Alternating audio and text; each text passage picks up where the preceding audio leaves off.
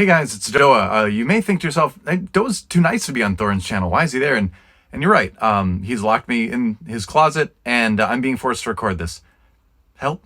Now, KT Rolster, KT in general, are the most cursed team in esports history. I don't even really think that's much of an opinion if you just know esports history, but it's especially so in League of Legends, which is kind of funny because if you actually know, you could absolutely, even though a lot of League fans won't know this, trace the curse right back into StarCraft Brood War with Yellow, and then later on some of the other lineups they had, etc. So it's kind of wild because obviously, Monty's made the point many times, one of his great summoning insight analogies is the razor cake angle, right? Obviously, Monty was always the one getting excited about KT and then saying he wouldn't get excited about KT, but always eventually being a mark for KT and going all in and believing it's possible. And famously, the razor cake idea is that we've already had the KT cake before, and we know that even if it looks delicious, it looks mouth-watering, it looks like the frosting's great and all the flavours, and it even looks like it was well made. You know it's got razors in there. You know that if you bite it, you'll just cut up all your mouth, you have blood pouring out, you won't have an enjoyable experience. But the problem is every single year, seemingly, you'd get a more and more delicious cake, and then you'd think, surely I have to go all in this time, and then they'd always wreck you,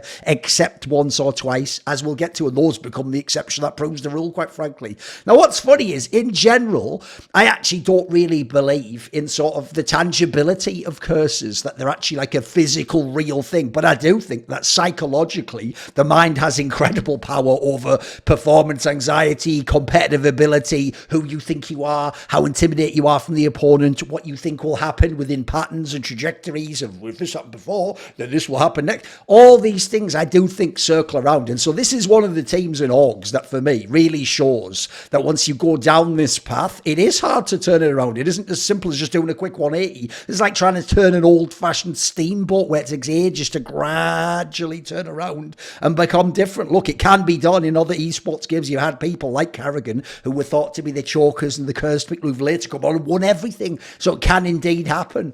So one of the really crazy things about why this is the org that is cursed is, I mean, the jokers, I've just said, it even transcends games. Like it came from StarCraft into bloody League of Legends, but it transcends lineups in League of Legends and star players in League of Legends and years in League of Legends and different metas in League of Legends and different coaches and different management. Basically, if you just have the name KT, the curse is just still active somehow. I mean, if you don't get it, in case you weren't watching the last few years of LCK, I'm actually going to talk in this video later about how last year, Season 13, 2023 also had the curse, the classic KT curse. So a little to say before we dive into the wikis, which is, as I alluded to, there is a history of this curse that goes before even League of Legends. In fact, before League of Legends was even a twinkle in someone's eye over at Riot Games thinking, Dota All-Stars, that's a good game. I wonder if I could totally create my own original game that happens to be very like Dota. Oh, I have. So basically, if people don't know, what people often call StarCraft 1, because obviously these games like StarCraft and Quake were just the game, and they weren't one, but then there's sequels that were two. So StarCraft 1, or in other words, StarCraft Brood War, because obviously they used the expansion when we're talking about the professional game. One of the most famous Korean players of his era in the early 2000s, when KT, by the way, came along. Now, admittedly, initially he was losing before it was called KT, but eventually it became KT Rolster, was of course Yellow, the legendary Zerg player, who is the famous rival and counterpart to Boxer. And whereas Boxer, that's right, guys, the T1 star, won all the time and had an amazing amount of championships, this guy would not only often lose and nearly always come second, but many times he came second to Boxer, even though, are you ready? This is too on the nose, guys. This makes you think it's a simulation. Even though when they would play in less meaningful matches or just not a grand final of an OSL or MSL, then actually, I don't know if you know this, but they had incredibly close win rate over their entire career. It was a very, very closely contested matchup. It was even implied that maybe at times Yellow was better or Yellow was as good and Yellow could have won all these games. He just didn't when it was the really important one. So he's remembered as the loser of the cursed one. The guy comes second.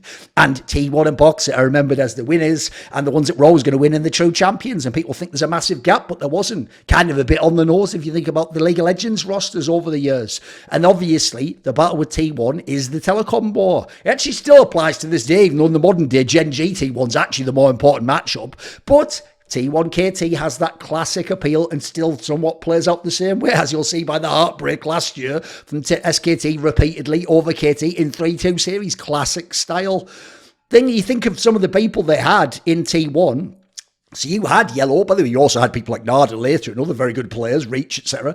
But in T1, you again had all these champions, decorated champions. You had Boxer, early on dominant. You had I Love Uv, who was the man from he was all of the same time period as Nada, to be fair, but he was fantastic at 2003, 2005 sort of era. You had Fantasy later on, who was able to get a championship on the way out the door.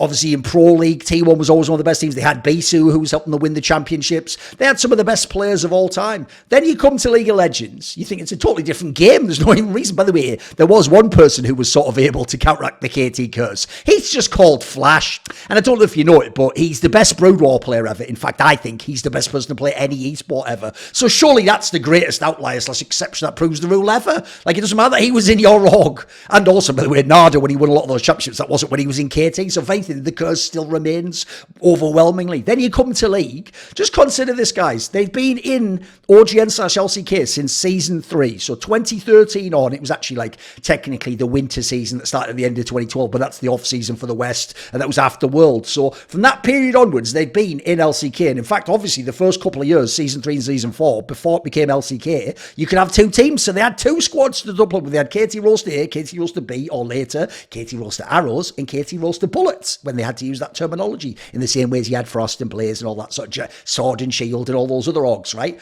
Now, over the time span they were at, think about that, from season 13, season 12, 3, so 2013 to last year. So we're talking like 11 years here, guys. 11 years worth of competing. Here's what they managed to get KT Rolster at that time period. And remember, sometimes they had double ups in the first couple of years. The org won 2 OGN/LCK titles ever. 1 in OGN, 1 in LCK. They were 6 times in the finals, despite only converting twice. Twice the team went to Worlds, but you can count how many times that means they didn't go to Worlds. And they never went to an MSI ever, because even the championships were all summer championships. Now, what's mad is, if I say to you, 2 titles ever, 6 finals appearances, and a couple of Worlds, if I took the nameplates off, you wouldn't think that was one of the greatest orgs in the history of Korean esports, right? I mean, think about it. Like, some of the other squads out there have been, like Samsung's been to Worlds more times and won Worlds and been in the finals a bunch of times at Worlds. This team, by the way, when they went Worlds, never been to a semi-final even. You think of like some of the Gen G, by the way, has just won the last 3 LCK titles in a row. KT as an org's only got 2, and one of those is KT Arrows when it was OGN champions. Then you think of like finals appearances. Like finals appearances is very impressive, but where's all the titles? So actually, that resume belies how insane some of these teams are and how strong they were and how they were often favoured and how many times they were supposed to either win the title or be top 2. And that basically almost every year, except for that period, season 8 to season 11 or something, that's the only time period, season 12 maybe, that's the only time period you're not supposed to go to Worlds. So let's get into it. Let's go and see how ridiculous this all is. Because realistically, the curses, if you're KT, can be summarised like this. It's to not win OGN/LCK. It's to not win when you're a favourite. It's to not win when you're up 2-1 in a best of 5. So constantly you're getting beaten on game 4 and game 5 and then losing after being up 2-1. It's getting reverse swept. That's more occasional. It's probably obviously a very famous incident. It's not qualifying for Worlds, no matter your seasonal strength. And then lastly, in doing all of the above, it's wasting away some mega talents. At the end, I'll list some of the talents who at the time they came, or during the time they were there, were the best players in Korea. These were like studs who were at least top 3 at their role. And unfortunately, KT wasn't able to use them to convert into a bunch of championships, a dynasty, a bunch of Worlds fans, an MSI, but nothing. They got almost none of that out of it. It's actually brutal when you go through this. So obviously we have KT Rolster, but you have to remember, before it became LCK and it was OGN champions, there were 2 teams, sister teams, and the way it works on Gamepedia, if people don't know, is there's a different listing for that. So KT Rolster is just going to be, once we get to the LCK, we're going to start when they had KT Bullets, which is KTB, and KT Arrows, and Arrows in theory is A, so it's the A team. But if you know how it worked in Korea, just like you had Blaze and Frost, and initially you could actually argue like, obviously, Frost was the better team, but at times next year, then Blaze became the better team. And initially, like Sword was supposed to be the better Najin team, but then Shield became the better team in years later. And so similarly, like it was actually B/Bullets that was the better team early on. Then it was Arrows briefly. Then it became the combined team. So what we'll do is this. We can very quickly go through this by starting with KTB. Now, what you need to know is essentially that is the team where it's all about Ryu, Score, Maffa, and then the rest of them, it depends what the lineup is. So we have Ryu at mid lane. Score was actually an AD carry at the time, and Maffa was obviously his long-time support player. And if you go all the way back, you'll see that as KTB, when they're very different lineup, by the way, like look at this, they've got those three, but then they've got Kakao initially as the jungler, Reagan, a guy who's the top laner, then later they go to a lineup that has like Someday as a top laner, then Insec as the jungler, and then later obviously they swap around when it goes to become like Insec top lane, and then Kakao comes from A/Arrows over, but then later on he then goes back down. So anyway, you get it. We'll get into this as we go, obviously. So what happens is you have this team here. Obviously, there's not going to be many curses here because they're just a team that's just qualifying. Okay, they're getting the champions from winter onwards.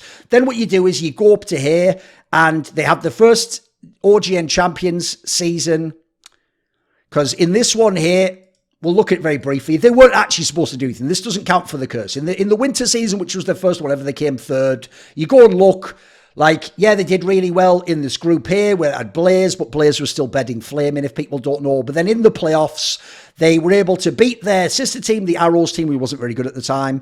They get beaten in 2 best-of-5s because the semis, bizarrely, this split was 2 best-of-5s. It was best of 3 of best-of-5s. And so, for example, the Frost versus Blaze one was epic. One of these was one of those ones where they did I think Blaze did like a 3-inhib comeback or something mental in one of these series. But they get beaten in 2 best-of-5. Sword, who eventually wins the season, beats them 3-1 and 3-0. So no curse there. That's all fine. You just get established as a top team in the LCK. There is actually one detail, by the way, about the original KT squads at the beginning of OGN that people also won't know, which is they had Insec, but he actually initially got a ban, and so he wasn't allowed to play initially. I think it was even in the winter split maybe, and he had to wait to come back to be part of the lineup, even though people already knew he was a mega talent. So then you come to the spring season, and already you almost have the first elements of the curse, because if you remember, this is where you have the really nice, like we got in Someday and Insec. You've got a really nice squad of players here, by the way. This is really top. Like Someday was a really good weak side sort of player. Insec was this stud mega Lee Sin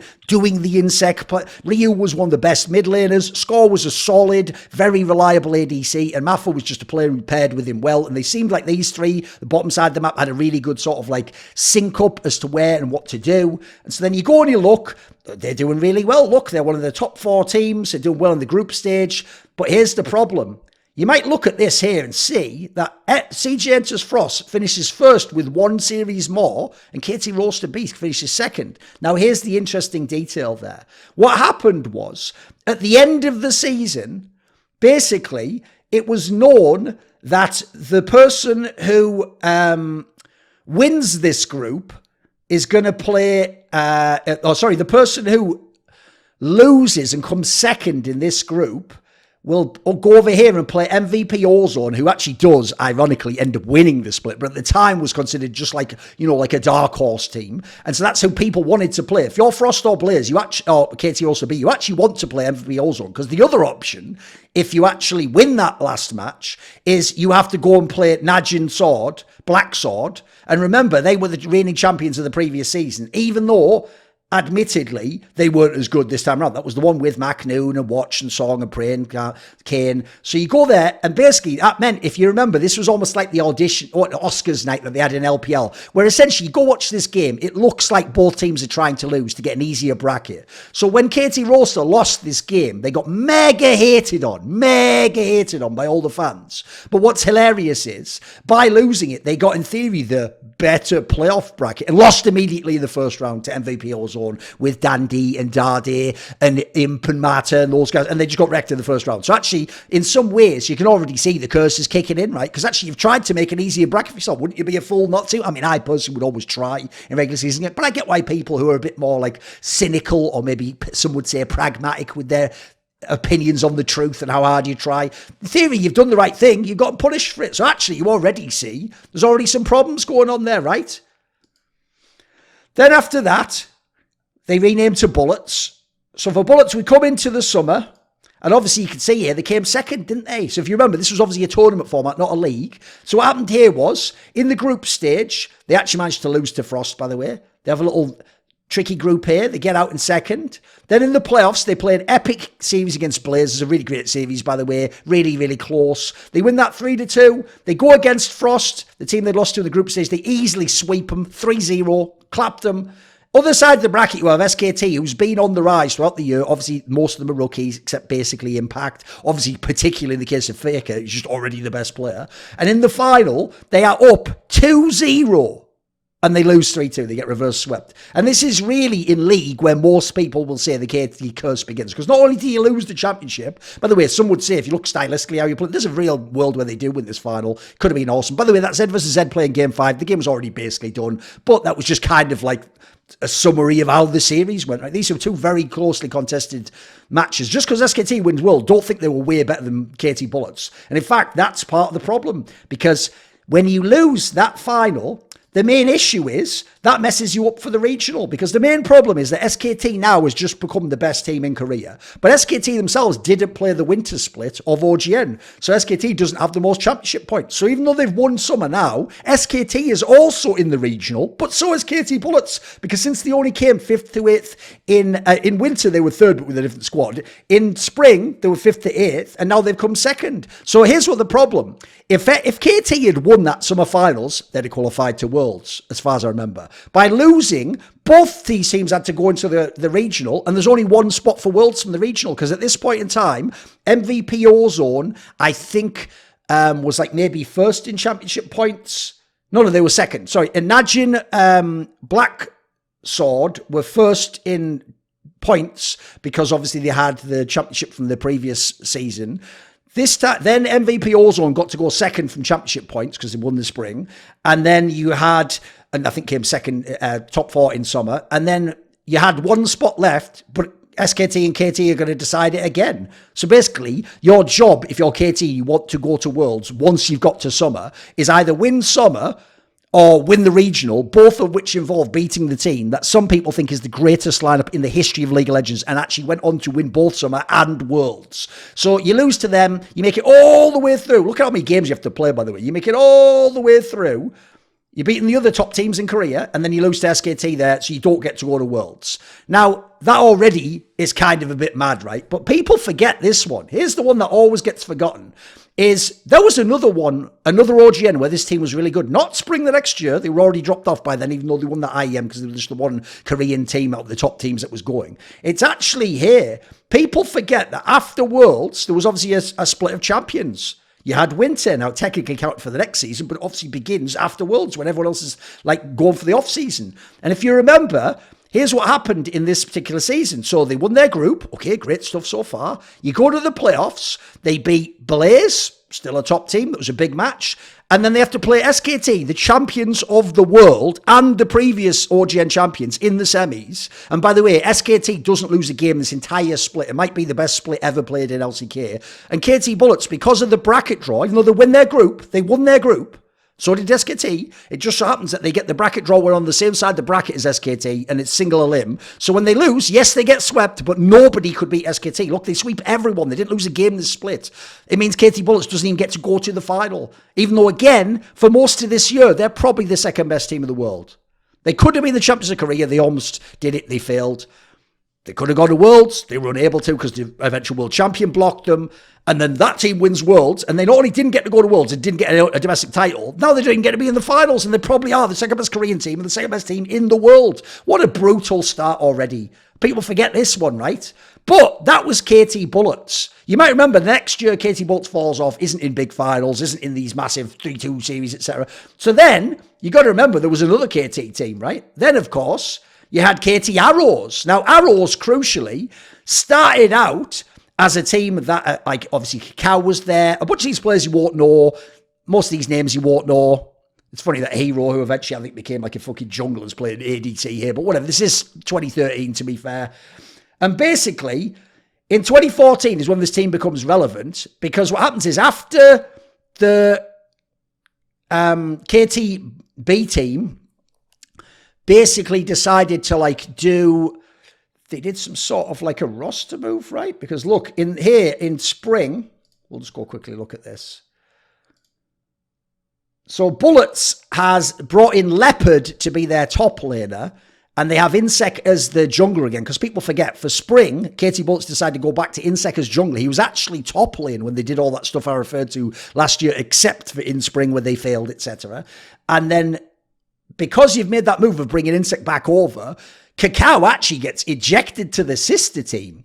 But what's that? Oh yeah, the sister team, by the way, now looks banging. Because you go look at the sister team now, and the sister team is Someday Top, who was always a solid player. Cacao was jungler, who was maybe the best jungler in the LCK at the time, or GN. Rookie, who is himself something of a rookie, is coming up and hasn't yet become a stud, but already showed some promise. Arrow, obviously later, people know he becomes an LCS MVP, but he had some games he looked good. Hachani was a bit of a meme, but he could at least hold it together sometimes on this squad. So you already know, in hindsight, it's actually a pretty banging roster. At the time, though, it's just the Cacao show, right? It's Cacao and a bunch of younger people, and then boring as Someday. That was the logic. So you go down here, you're in a group, by the way, with SKT, the reigning champions, and SKTS. You still get out of the group here, by the way. KT Rolster already gets out and wins the group. So already shows by beating with Cacao going ham on SKT, they're already shown they're going to be something. Their problem is they ran straight into Blaze and Flame just completely outplayed them in this series and they lose in the quarterfinals. But obviously we know it's the summer that you care about if you care about KT Arrows. So this is the interesting one here because KT Arrows in the summer win their group. They're in a group with Blaze again. This is one where Blaze was a bit underwhelming and Flame supposedly took some time off and didn't practice that hard and there was that stupid Kale ending, if you remember. They win this group. Then they have all these 3-2 series. Everything's a 3-2. This is actually reminiscent of DRX later. They win 3-2 against Najin White Shield, runners-up of the previous split. They beat SKTS. Some of those players, by the way, the bot lane and the top lane became part of SKT the next year and became world champions. Obviously, Marin, Wolf and Bang. But this was when they had Easy, Hoon, and obviously people didn't think they were as good. You had them. They beat them 3-2. And then the final, Samsung Blue were the reigning champions. They were probably the best team of the year overall. Debatable. But at the time, they were the best team in the world and they beat them 3-2. Obviously, remember, fifth game is always a blind pick at this point where both teams can pick whatever and you're not banning against the opponent. So they win all these 3-2 and yeah, I mean, it's quite interestingly done, right?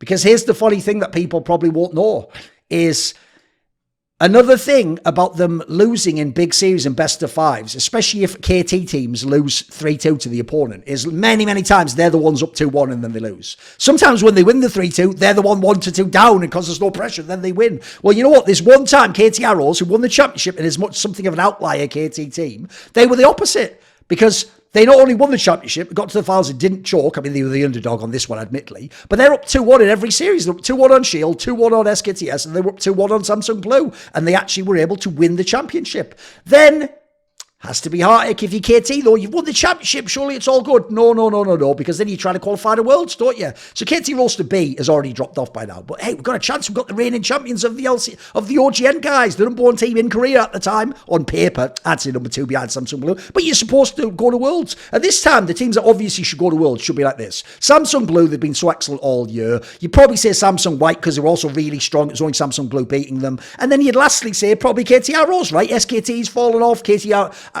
Roster Bullets aren't that good at this point in time. Najin White Shield, people think has fallen off in the summer and isn't going to be as good. But what do you know? Najin White Shield not only wins it, but as a result, they just immediately kick KT, both squads out. They kick out KTB, who wasn't as good, and then they sweep KT Arrows, who's just won the fucking LCK, OGN. And this is also, by the way, the team they've just beaten 3-2. They beat Najin White Shield 3-2 while up 2-1 in the quarterfinals of OGN. So you see again, even if you get the OGN title, you just don't get to go to Worlds. That's how it goes. Now, before I even get to when KT Arrows is able to win OGN, which many people might know about with Cacao and Rookie, there was even some sort of a curse/tragedy with KTA early on when they made this team and when the B squad was actually starting to get good. Because what a lot of people won't know is after the Najin Black Sword team was unable to go deep in the spring season of OGN. Remember, they'd been the champions of winter.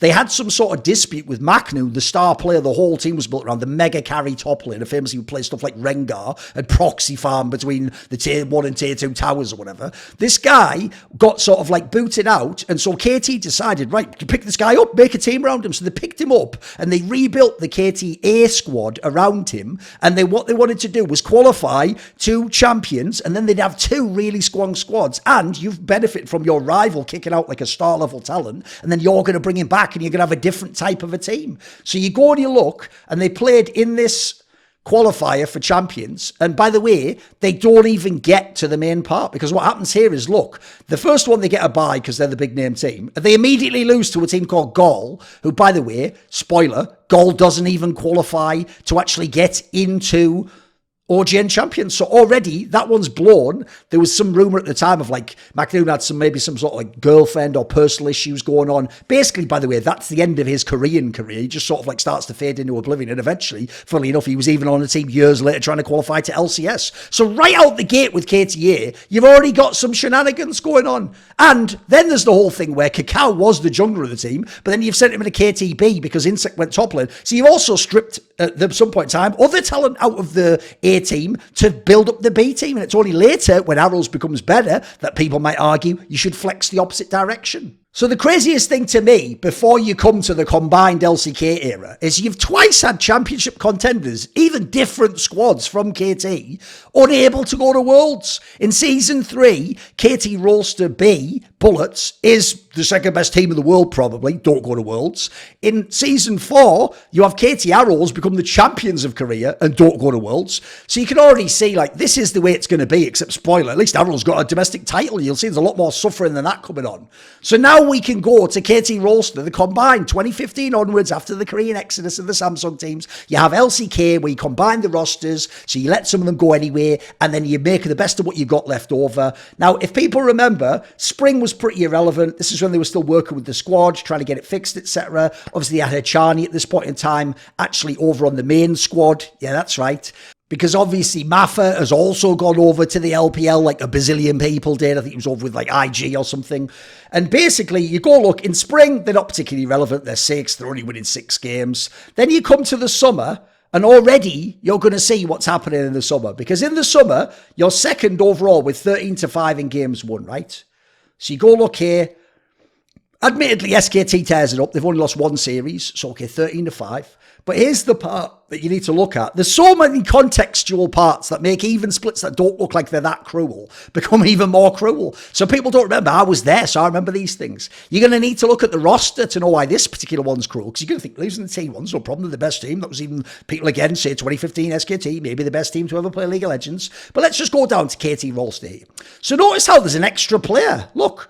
They've got a whole bunch of players, right? They've got Peekaboo, who was actually, fully enough, was a T1 prospect, I think. And he came in as a support player. Look, he's not playing most of the season. Look, the first part of the season, they're using Fixer.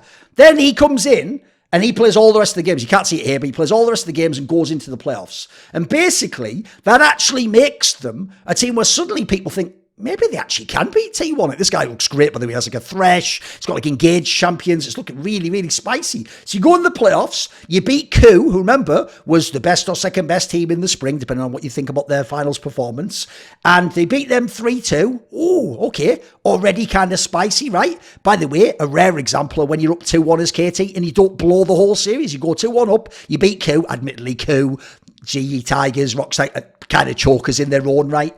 Then you get to the final, you play SKT, you get absolutely clapped. You get your utter cheeks clapped. Because this is the one where Faker himself just decides you don't get to win. This is the one where he has the Riven game where he goes fucking bonkers and he does that dodge on the Cassiopeia ult. Like, there's nothing you could do in this one. Like, if you ever watched this one, it's like Faker himself was just said no. He was just on some Gandalf, you shall not pass level shit. And so, actually, there was a reason to have hope that this could be a competitive final. It wasn't even competitive. And now that you've blown that, right? Well, the irony of ironies, of course, is actually KT gets to go to Worlds this time around because this is one of the rare times ever that they win the regional.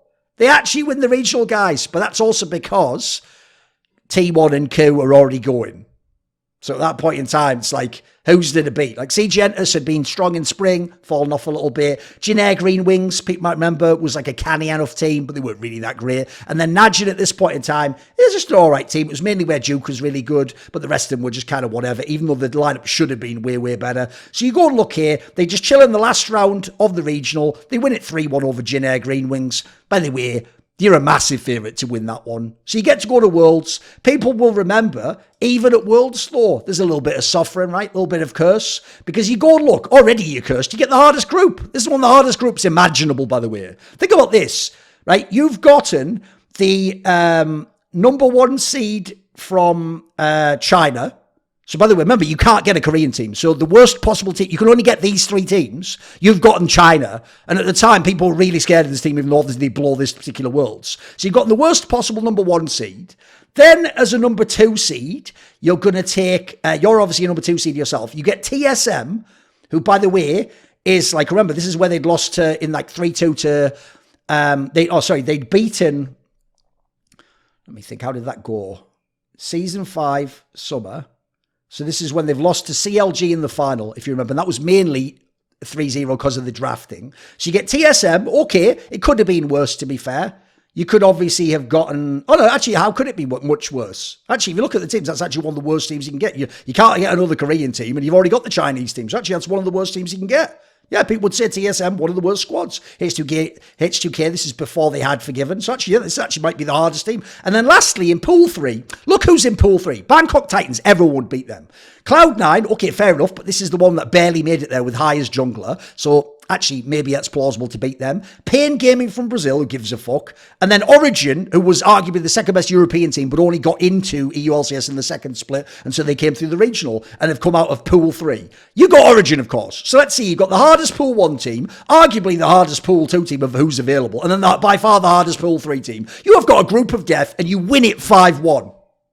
You lose 1 game to Origin, because that's how sick people like SOAS are, but you 2-0 TSM, you 2-0 LGD, a favourite for Worlds, by the way, and you go 1-1 with Origin, you win and you come out the group. Right, well, you know what, if I win my group of death, can I at least have a nice bracket draw? Make it, give me a little bit of an easy bracket. Oh, what's that? I have to go directly into somehow playing KT Tigers, one of the top 3 teams in Korea, because they come out second, bizarrely, behind Flash Wolves in their group and in the group with CLG. So I have to play KT Tigers, first of all.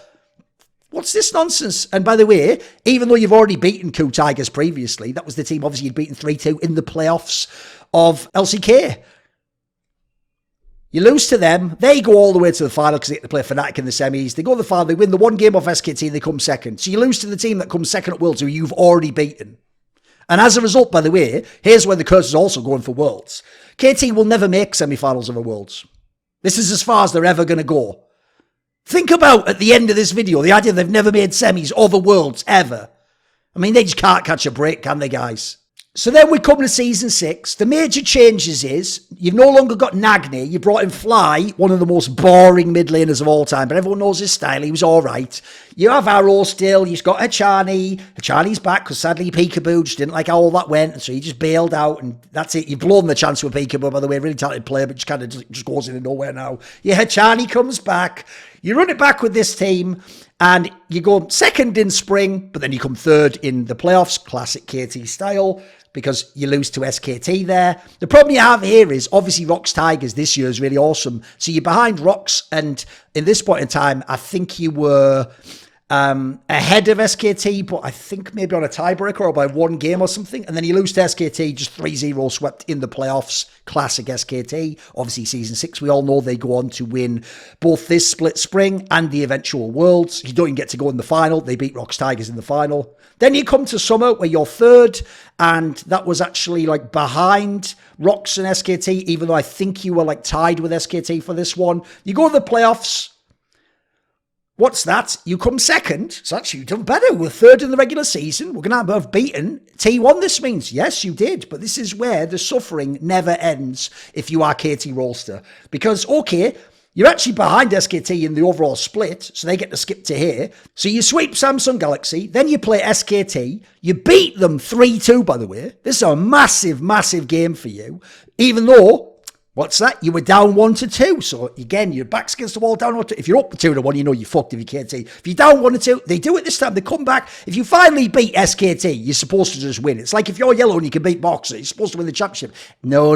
If you know the curse of KT, that's exactly when you're going to get your heart broken. So you go to the final to play Rox. Themselves, by the way, chokers. They haven't won an OGN/LCK title at this point in time. They themselves always lose to T1. So you have the classic Kong versus Kong. This is like Fantasy against Stork, Fantasy against Jangbi.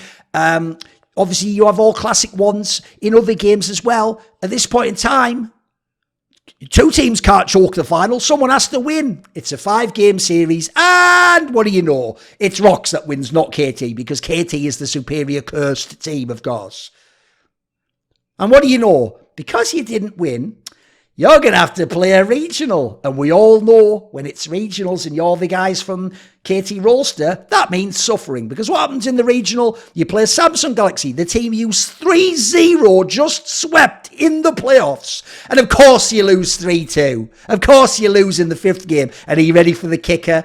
They were up 2-1, guys. KT Rolster was up 2-1 and lost 3-2 to a team they just swept, like a week earlier, I'm going to guess. And by the way, this year, Samsung was even mad ropey. In the spring, they still had KJJ as ADC. They came 6th. Then they brought in Ruler as ADC. KJJ role swapped, and they were 1 game less than KT. But even so, on paper, the 3 teams for Worlds are supposed to be Rox, T1, and then most likely KT, if you look at the way the year's gone. But Samsung Galaxy gets to go to Worlds instead of KT. At Worlds, they get all the way to the final, and then they're 1 game from winning the final. By the way, KT's not only never even been to the final of Worlds, they've never even been to a semi, and to this day have never been to a semi of Worlds. Samsung Galaxy went all the way there. By the way, in some ways, it gets crueler. Because if people remember, we're up to 2017, Season 7, and this is when they make the super team. People always forget, as much as there was the exodus from Korea over to LPL, then you had people coming back the other way, and you started an era where you made super teams from scratch. So this is where they got Smeb. By the way, could have joined T1, 2-time champions, back-to-back with that particular squad. Chose not to. He wanted to win more honourably his own way and beat them. What a legend. You had Score that remains. At this point in time, he's a jungler, obviously. Oh yeah, I forgot to mention Score. Wall swapped in Season 5 to jungle. But obviously, he's a mega jungler at this point in time.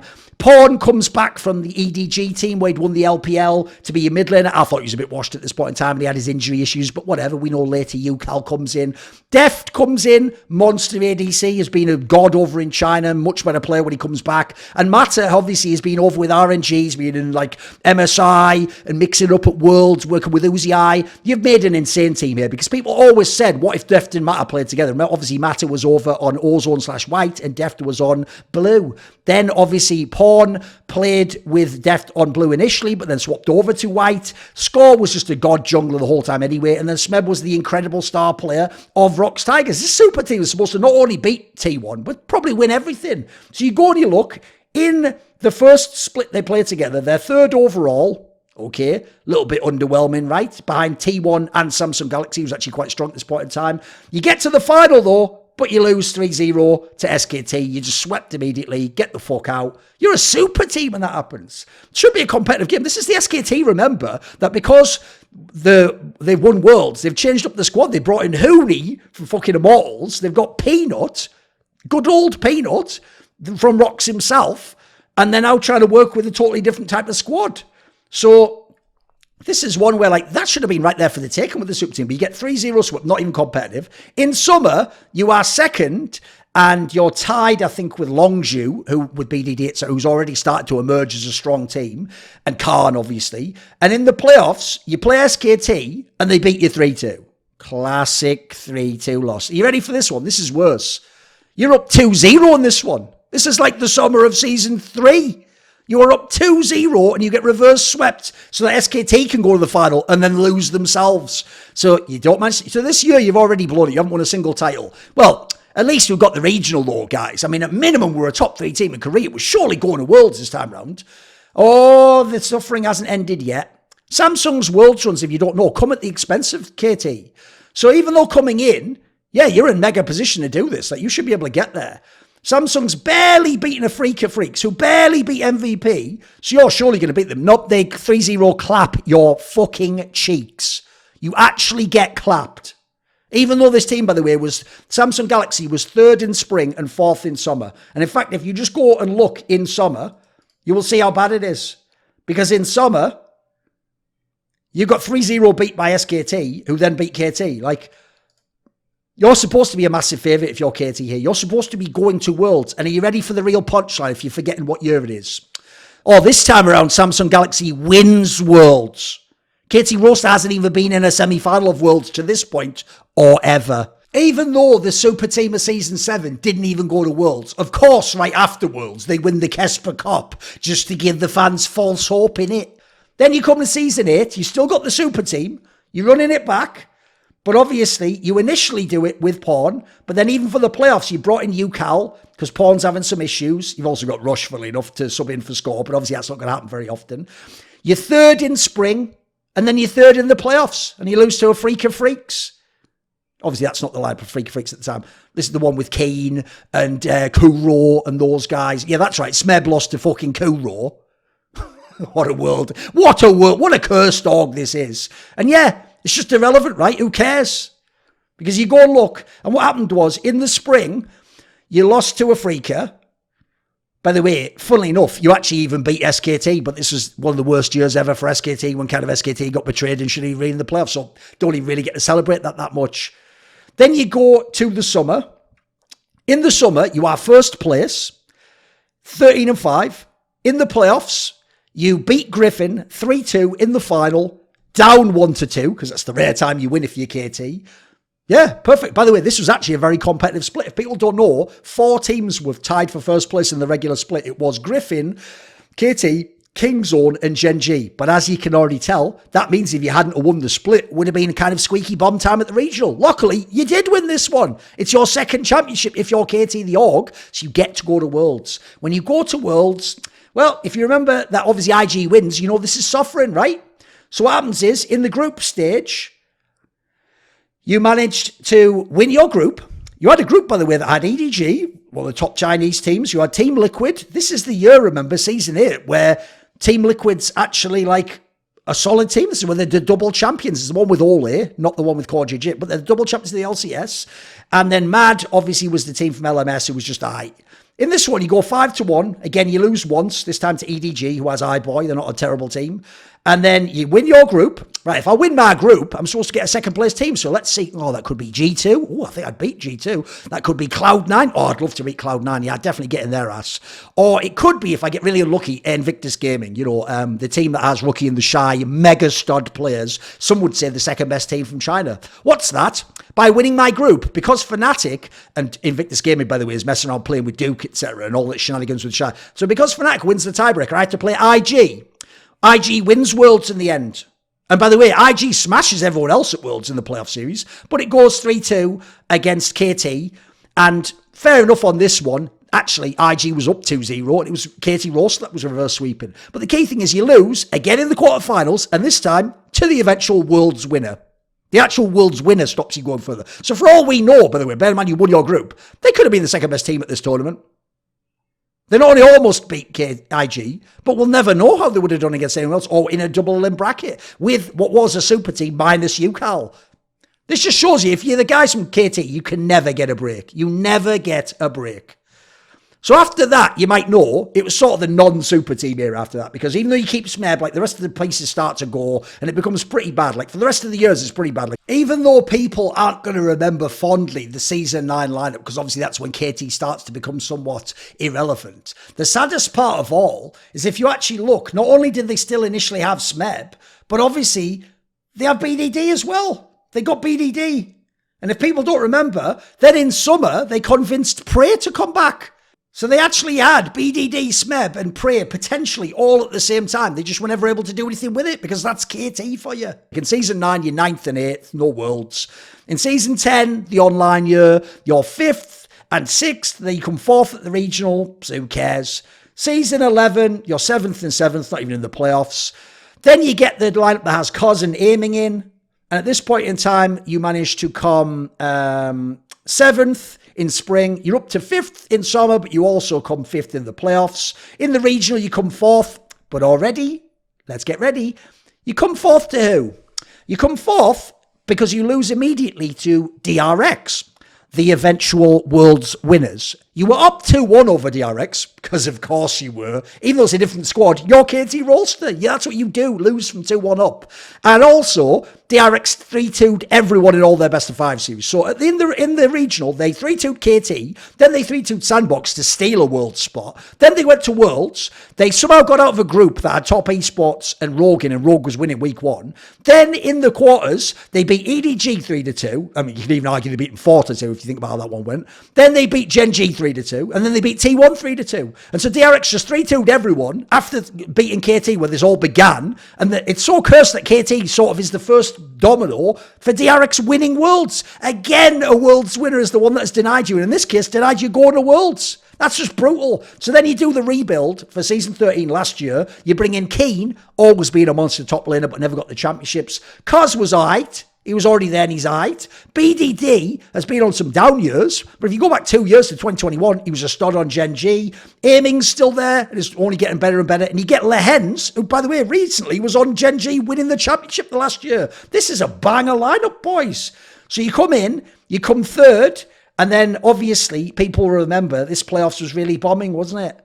Because this is a real bomber, this playoffs. This is the one where you got to go and you played KT, T1, you lost 3-2, heartbreaker. Then the lower bracket, you lost to Gen G. Some people thought you were going to win and it'd be KT T1 final, but Gen G beats you and Gen G actually wins the split overall.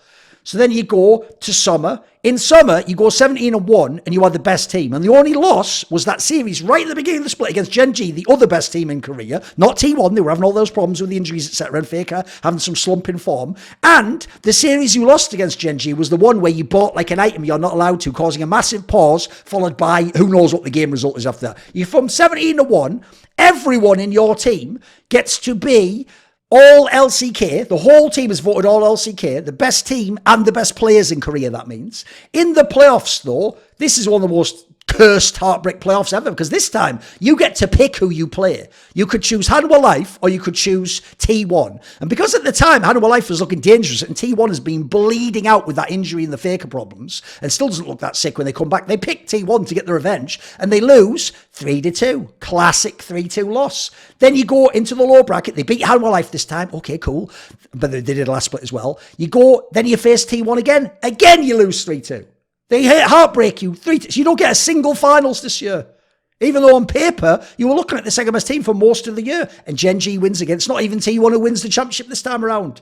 But okay, the good news is, at least you fucking win this regional. At least we've got another regional win, right? Because you play Hanwha Life, lucky there are no Super Duke. You notice the only times they win regionals when it's easy, basically. Hanwha Life is way easier to beat than Gen G or T1, and they've already the teams going. So this time around, DRX are a fucking joke. Damwon's very uninspired. They just beat Hanwha Life 3-1, and they get to go to Worlds. But it doesn't end there, because obviously at Worlds, let's just go quickly have a look at this. So first things first.